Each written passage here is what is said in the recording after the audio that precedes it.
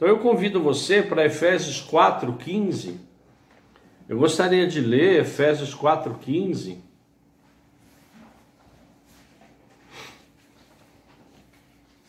Carta aos Efésios 4:15, que é uma frase que sintetiza um pouco, não é, os objetivos, não é? Sintetiza bastante aquilo que a gente vem buscando. A palavra de Deus em Efésios 4:15 diz o seguinte: mas seguindo a verdade em amor, cresçamos em tudo naquele que é a cabeça, Cristo. Olha que coisa maravilhosa, é uma frase tão pequena, mas ela quer dizer tanta coisa, não é? Aqui está falando para a gente seguir a verdade. Quem é a verdade? Jesus Cristo, não é? A verdade, o caminho, não é? Tudo leva, não é, a Jesus Cristo, né? Então a verdade, ela é pregada, não é? A verdade, ela é o quê? Colocada, a verdade nesses grupos, ela é o quê? De alguma forma colocada dos nossos corações. Com o quê? Com amor, não é? Então a gente espera que todos aqueles que Deus levanta como intercessor, né, que cuide, que faça tudo com amor, a palavra com amor, o louvor com louvor, o cuidado com amor, não é? E essa palavra ela é maravilhosa, que ela fala o quê? Cresçamos em tudo. Crescer o que é? É ter mais maturidade, crescer como pai, crescer como mãe, crescer como sacerdote, crescer como filho, tá certo? Então, quando a gente começa a entrar nessa palavra, a gente começa a ver a bênção que representa esse ministério. Porque a palavra de Deus diz que tudo é onde? É no pastor? É no evangelista? Não, tudo é em Cristo Jesus.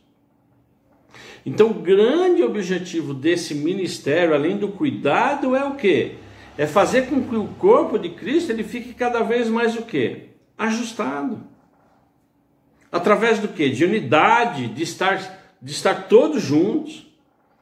Você entende? Então, o importante, não é? É que a nossa igreja, ela seja o quê? Edificada. E as pessoas que através desses grupos de bênção, são grupos de bênção, elas também se sintam o quê? Acolhidas, se sintam importantes, tá certo? Se sintam o quê? Parte de um processo.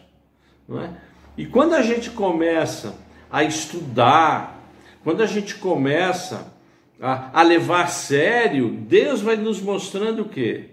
Não é? Deus vai nos dando o quê? Uma igreja sólida em Cristo Jesus. Porque a igreja de Cristo ela é sólida. Né? E esses grupos, eles têm a grande oportunidade para a gente ter o quê? Cuidado com as pessoas, que é difícil. Por quê? Porque o cuidado denota o quê? Confiança. Como é que você vai pedir ajuda para alguém que você não conhece? Né? Então, na verdade, esses grupos são os grandes catalisadores, né? Para juntar, na verdade. Né? E quanto mais a gente se junta, mais a gente resiste quê? Ataques, ventos, tempestades, chuvas fortes, pestilência. Então, na verdade, essa edificação do corpo, através dos grupos, é uma grande bênção. Né? Então, qual a visão desse ministério Ágape? É uma visão de um dos principais ministérios, se não o principal ministério. Por quê? Porque você tem um culto de estudo e oração, tá certo? Você vai, você ouve, você louva, você escuta. Culto de celebração, idem. Escola bíblica dominical, você tem uma interação maior, tá certo? Que cuida do quê? Da parte de ensino. Mas o grupo AME não. É tudo isso mais o quê? Espera-se o quê? Cuidado. Criar vínculo. Porque a gente, quando cria vínculo, quando cria amizade em Cristo Jesus, quando a gente cria uma irmandade em Cristo Jesus, tá certo? A gente não tem vergonha de se expor, não tem vergonha de colocar uma situação. Então, o grande objetivo desse, né, é como se criasse uma cola nos nossos braços, né? Um vai se colando no outro, né? Um vai ficando pertinho do outro, tá certo? Então, na verdade, essa visão que é uma visão de Cristo, tá certo? Né? A gente viu na quarta-feira Marcos, né? Quando o evangelista, né, que escreveu o Evangelho de Marcos, a gente viu que ele participava, né? Na casa dele tinha um grupo de comunhão, né? Lembra, né, que a gente comentou isso? Quando Pedro saiu da prisão, que ele estava preso, que o anjo soltou, ele foi direto para a casa do João Marcos, né, que participava do grupo, né, de estudo, de oração, de intercessão, enfim. Então, na verdade, a igreja nasceu nas casas, nos lares. A essência da igreja qual é? São as casas, são os lares, né? E cada igreja, o seu pastor tem uma visão, né? O nosso pastor, qual foi o que Deus colocou no coração dele? Que ele dividisse, por exemplo, inicialmente a cidade de Campinas em tribos, né? Tá certo? Quantas tribos nós temos? Nós temos 12 tribos, né? Então, na verdade, cada região, né, cada tribo, né, existe o quê? Um presbítero, um pastor, que ele é o quê? Responsável, né? E o presbitério, né, ele surge, né, esse ministério de presbitério, ele surge nos grupos AME, entendeu? Então, assim, não cabe uma pessoa que é presbítero e não tem esse chamado. Então, na verdade, além de tudo isso que eu expliquei, de tudo isso, não é, que a palavra nos explica, esses cultos nos lares, não é, ele tem também o objetivo de multiplicar líderes, multiplicar o que? Presbíteros, fazer com que esse ministério se aflore, entendeu? Na nossa pele, entendeu? O meu caso foi exatamente esse, né? Quando nós entramos, né, Deus começou a falar comigo na palavra, no estudo, na ministração, tá certo? Foi através disso, né? É lógico que é um processo, tá certo? Deus vai te dando, vai te capacitando aos poucos, né? Mas é a grande porta de entrada para os presbitérios, né? Em Campinas nós temos, lógico, a igreja é grande, são quase 4.000 membros, né? Então lá é muito ativo o AME, são mais de 100 AMEs, com as 12 tribos, o que? Em plena atividade. Agora um pouco menos na pandemia, é verdade, mas eles se reúnem toda quarta-feira com o pastor Roberto, entendeu? Nos estudos, enfim, né? Então realmente é um ministério abençoado, né? Nós temos o que? Tribos, não é? Que é essa região, e cada região tem o que? Tem um líder, né? Que pode ter 7, 8, 10, não sei quantos AMEs, entendeu? Bom, então o grande objetivo é esse, não é? É cuidado, de alimentar o quê? A palavra do Senhor. A base é a palavra, a base não sou eu, não é quem ministra, mas a base o que é? É a palavra, não é? De alimentar a palavra. O M de quê? De mobilizar. Mobilizar em sentido do quê? De alguma necessidade do grupo, tá certo? Fazer uma mobilização, não só do grupo, quando necessário, estender isso, não é? E edificar, né? Que é realmente uma das principais, né? Então, na verdade, esse grupo tem esse objetivo, né? E como é que funciona isso? Só para a gente recordar, é importante, né? São no máximo aí 5 famílias por grupo, né? Por região, tá certo? E existe o que? Um intercessor, né? Então, antes da pandemia, o que nós tínhamos? Nós tínhamos o Elias, né? Que é, né, na verdade, um intercessor do AME, que as reuniões eram feitas onde? Na casa dele, tá certo? Nós tínhamos o que? Um AME numa outra região. A gente tinha começado, né, lá na Dona Josefa, junto com o Rogério e com a Ângela, né? E nós tínhamos também o que? Um grupo, um AME tipo virtual. Por que virtual? Porque existem certas pessoas que não participam, né? Ou que não podem, ou têm alguma dificuldade. Só que a grande visão do pastor Roberto, e é maravilhoso isso, é que as pessoas estejam sendo cuidadas por alguém. Tá certo ou não? Então existe, né, o grupo lá das mulheres, a Ana, enfim. Tá certo? Então, os objetivos é o quê? É que todos sejam cuidados. Não é que eu não cuido, não é que eu não oro, não é nada disso. É que todos têm o quê? A oportunidade, em grupos pequenos, de serem cuidados, né? De verificar toda essa necessidade. Então, qual é o nosso objetivo? Levantar a liderança. Tá certo? Levantar líderes.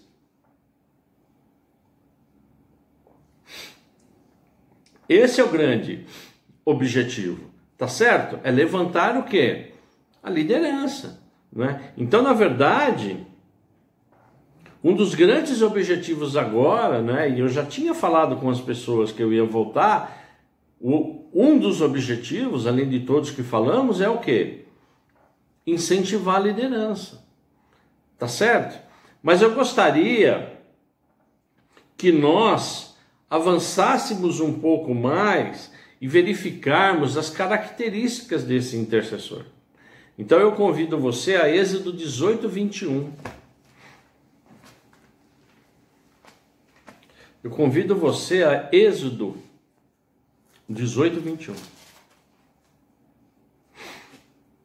É uma passagem que eu tenho certeza que você conhece, certeza absoluta.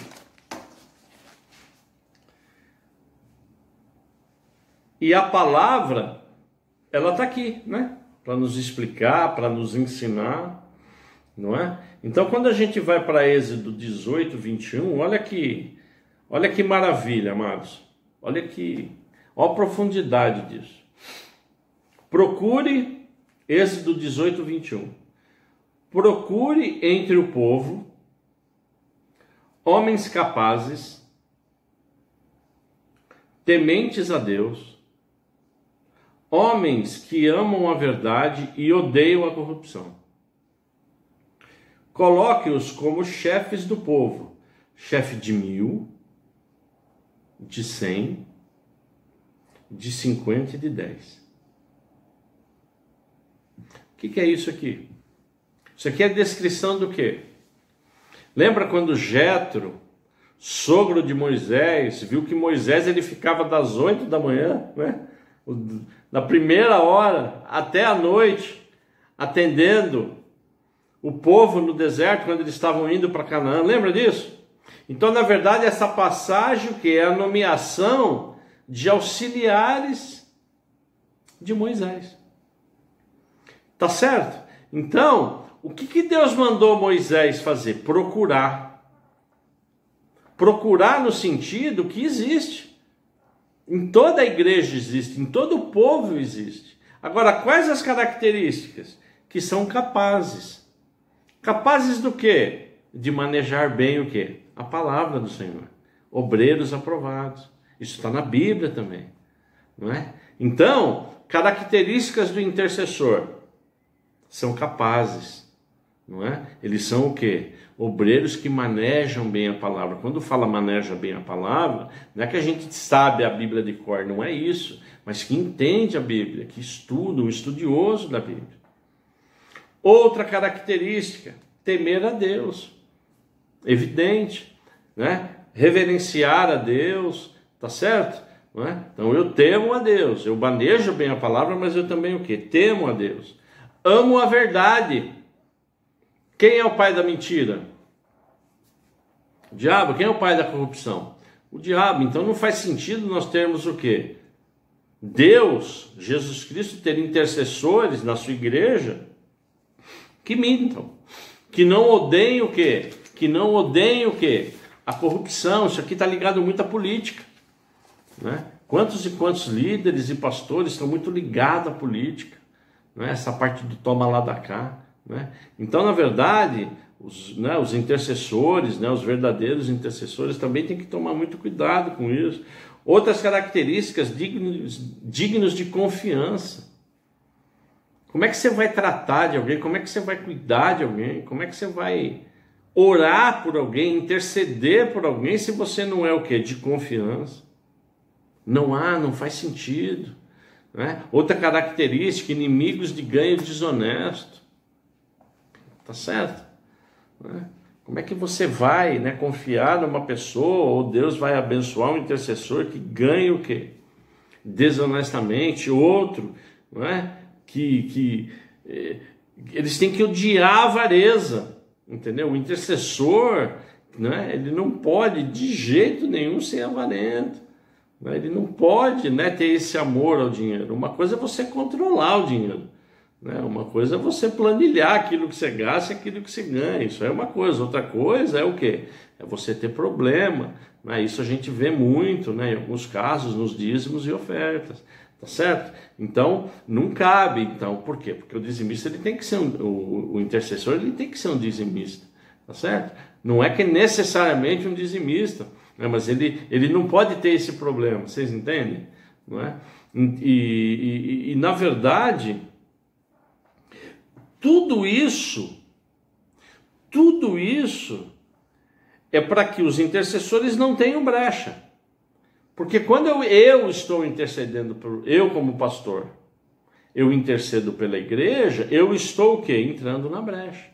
Irmão, quando eu entro na brecha, se eu tiver algum pecado, o que vai acontecer comigo? O diabo me quebra.